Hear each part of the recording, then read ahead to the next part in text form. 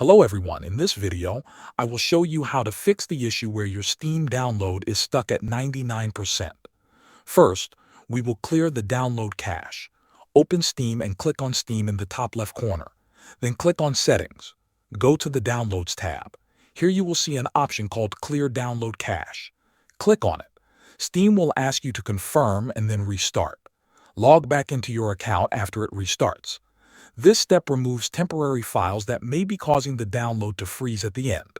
This will delete any temporary download files. This means the download that is stuck will start again from zero. If the problem is still there, the next step is to repair the library folder.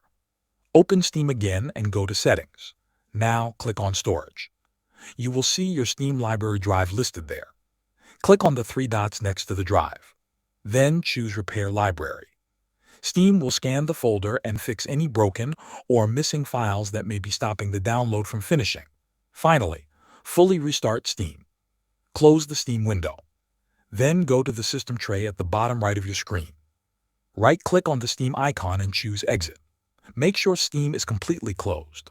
After that, open Steam again and check your download. These steps should fix the issue. Thanks for watching.